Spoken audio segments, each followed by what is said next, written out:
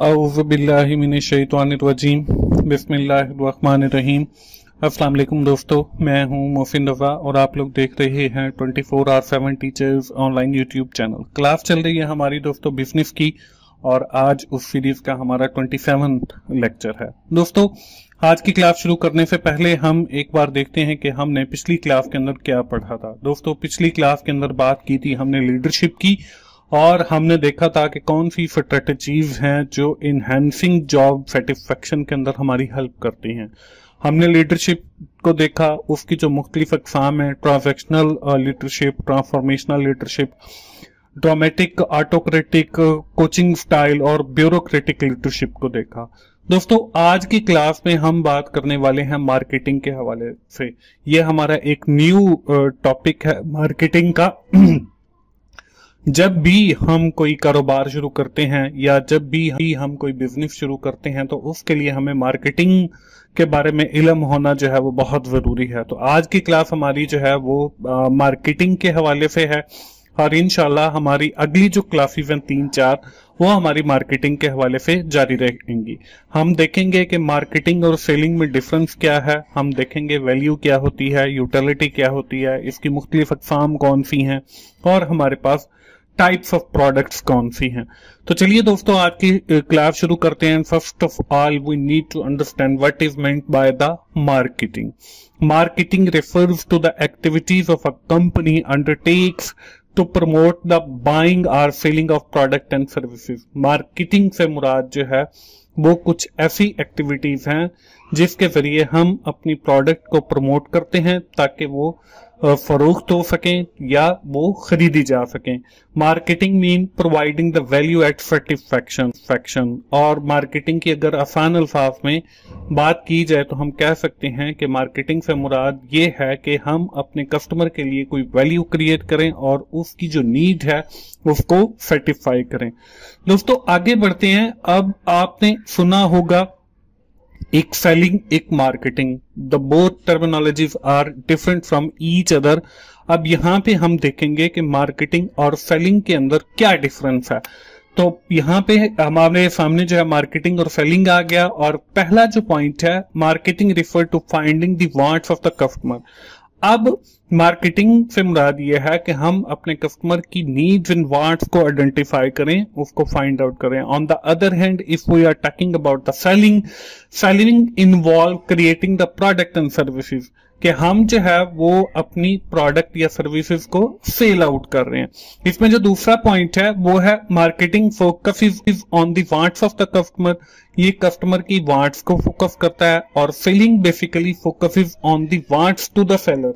और हमारे जो सेलर है उसकी क्या वांट्स हैं, सेलिंग जो है बेसिकली हमारा इस चीज को फोकस करता है। इसके बाद अगला जो पॉइंट है marketing is long term process, selling is short term process. Selling का मतलब यह है कि हमने कोई चीज खरीदी या बेची तो ये हमारा शॉर्ट टर्म प्रोसेस है। On the other and marketing जो है वो बेसिकली एक स्ट्रेटजी है, एक एक्टिविटी है जो लॉन्ग टर्म तक चलती है, in which we have identified the needs of the customer and then provides the product and services according to the their need, और उसकी जरूरत के मुताबिक फिर हम शेयर को प्रोवाइड करते हैं। इसके बाद हमारे पास अगला जो पॉइंट है वो है marketing sees the business as a consumer satisfying process.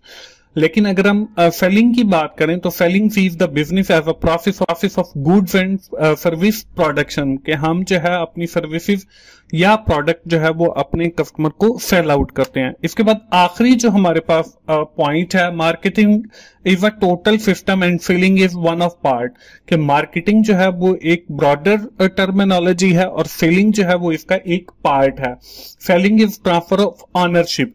Selling का मतलब यह है कि हम अपनी जो ऑनरशिप है वो ट्रांसफर कर रहे हैं। फॉर एग्जांपल मैं मोबाइल फोन बनाता हूं। अब मार्केटिंग का मकसद ये है कि हम देखेंगे कि हमारी जो कस्टमर हैं उनकी जरूरत क्या है, कौन सा मोबाइल फोन होने चाहिए। लेकिन अगर मैं सेलिंग की बात करूं तो सेलिंग का मतलब यह है ट्रांसफरिंग द ऑनरशिप, कि पहले मैंने एक मोबाइल फोन बनाया, अब इसकी जो ऑनरशिप है वो मतलब मोफिन रजा के नाम पे है। जब मैं इसको सेल आउट कर दिया, फॉर एग्जांपल मैंने गुलाम असगर को जो है मोबाइल सेल आउट किया, तो इसका मतलब ये है कि ऑनरशिप जो है वो ट्रांसफर होकर मोफिन रजा से वो गुलाम असगर के पास चली गई है। तो सेलिंग का एक मतलब ये भी है कि हम अपनी जो ऑनरशिप है उसको ट्रांसफर करते हैं। इसके बाद दोस्तों अगर हम आगे चलते हैं तो यहां पे दिया हुआ providing the value and satisfaction. इसके साथ दोस्तों मैं आप तमाम दोस्तों से गुजारिश करता हूं कि जैसे मैं मतलब इतनी एफर्ट्स के साथ आप लोगों के लिए वीडियोस बनाता हूं, तो आपकी भी जिम्मेदारी है कि आप एक तो वीडियोस को कंप्लीट देखा करें ताकि आपको सीखने का मौका मिले, और दूसरा ये कि आप लोग YouTube के ऊपर ही देखा करें, डाउनलोड करके नहीं देखा करें, ताकि मुझे भी कोई आप लोगों से फायदा हो और मैं इसी तरह आप लोगों के लिए लेक्चर्स रिकॉर्ड करता रहूं। Providing the value and satisfaction, value and satisfaction ये जो है यूटिलिटी, ये दोनों जो है हमारी डिफरेंट टर्मिनोलॉजी में। वैल्यू है compare a products benefit with its cost, कि हम 10 रुपए की कोई चीज खरीद रहे हैं तो बेनिफिट्स क्या होंगे, ये हमारी वैल्यू है। इसके बाद जो दूसरी टर्मिनोलॉजी आती है सेटिस्फैक्शन से रिलेटेड, वो है utility. Utility is the value of the customer that the is added by the marketer, कि हमारा जो मार्केटर है वो कौन सी वैल्यू जो है वो यूटिलिटी ऐड करता है। अब हमारे पास जो है वो मुख्तलिफ अकसाम है यूटिलिटी की। टाइम यूटिलिटी है। Time utility is making the product available when the customer want it. Time utility का मतलब यह है कि हमारा जो कस्टमर है अगर उसको टाइम के ऊपर कोई चीज मिल जाती है तो इसका मतलब उसकी जो सेटिस्फैक्शन लेवल है वो हाई होगा। For example we need a mobile phone, we go to the market and search a mobile phone of Nokia. अगर वो नोकिया हमें एट द सेम टाइम मिल जाता है तो इसका मतलब हमारी जो टाइम यूटिलिटी है वो पूरी हो गई, क्योंकि हम चाहते ही नोकिया का मोबाइल फोन थे और वो हमें जो है टाइमली मिल गया। इसके बाद जो सेकंड है वो है place utility. Place utility is making the product available where consumer want it.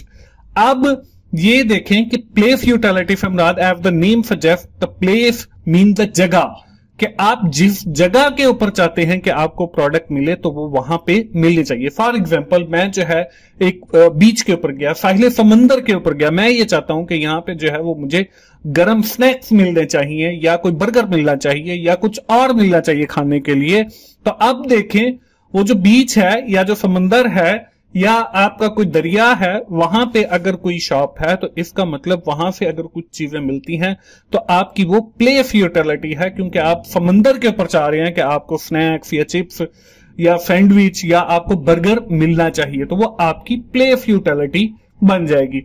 इसके बाद जो थर्ड है वो है ऑनरशिप यूटिलिटी।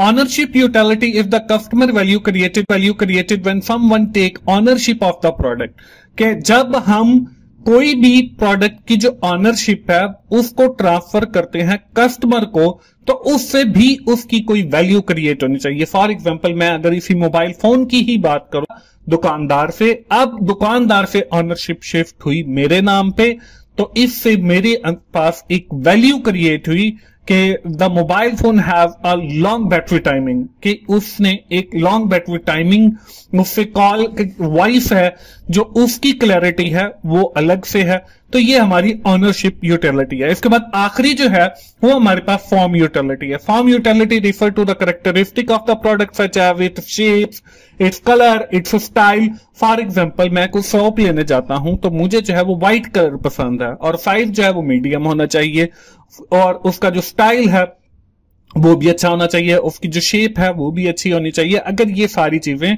उसके अंदर पाई जाती हैं जो जैसे मेरी वांट है या जैसे मेरी ख्वाहिश है, तो इसका मतलब यह है कि जो मेरी फॉर्म यूटिलिटी है वो पूरी हो रही है। तो ये बेसिकली वैल्यू एट सेटिस्फैक्शन के अंदर वैल्यू और यूटिलिटी आता है, और यूटिलिटी की फिर आगे मुख्तलिफ अकसाम है। इसके बाद दोस्तों आज की क्लास का हमारा जो आखिरी टॉपिक है वो है क्लासिफिकेशन ऑफ प्रोडक्ट। अब क्लासिफिकेशन ऑफ प्रोडक्ट के अंदर there are two types of product. हमारे पास दो किस्म की प्रोडक्ट होती हैं, एक हमारे पास कंज्यूमर प्रोडक्ट है, दूसरी हमारे पास इंडस्ट्रियल प्रोडक्ट है। हम इनके अंदर थोड़ा सा डिफरेंस भी देख लेते हैं, लेकिन स्पेसिफिकली आगे जाकर हमारा प्रोडक्ट के ऊपर एक कंप्लीट लेक्चर है, तो वहां पे भी डिटेल के अंदर मैंने प्रोडक्ट क्लासिफिकेशन को एक्सप्लेन किया है, वो भी आप जरूर देखिएगा, वो 1-2 लेक्चर्स के बाद है I think. Consumer product are consumed after certain usages, कि कंज्यूमर प्रोडक्ट ऐसी प्रोडक्ट होती हैं जिनको हम खरीदते नहीं हैं बल्कि कंज्यूम करते हैं। For example T. अब कंज्यूमर प्रोडक्ट और कस्टमर प्रोडक्ट के अंदर भी फर्क है। कस्टमर प्रोडक्ट ऐसी प्रोडक्ट जिसको हम परचेज करते हैं, कंज्यूमर प्रोडक्ट ऐसी प्रोडक्ट जिसको हम परचेज नहीं करते बल्कि कंज्यूम करते हैं।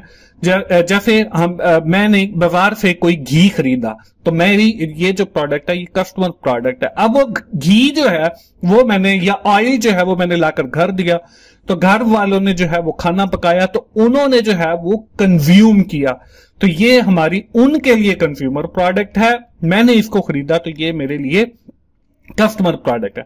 इसके बाद जो दूसरी कैटेगरी है प्रोडक्ट की वो है industrial product. Industrial product are used in industry. For example raw material है, मशीनरी है, केमिकल्स हैं, कंप्यूटर हैं, हार्डवेयर हैं, सॉफ्टवेयर हैं।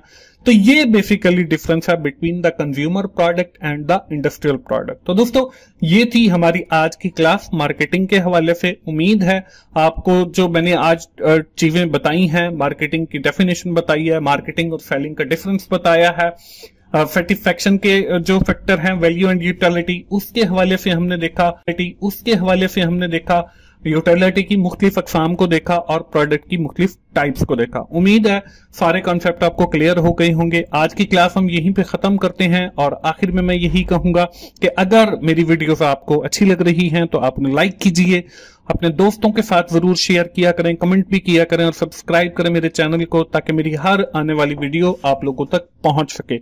मिलते हैं अगली बिजनेस की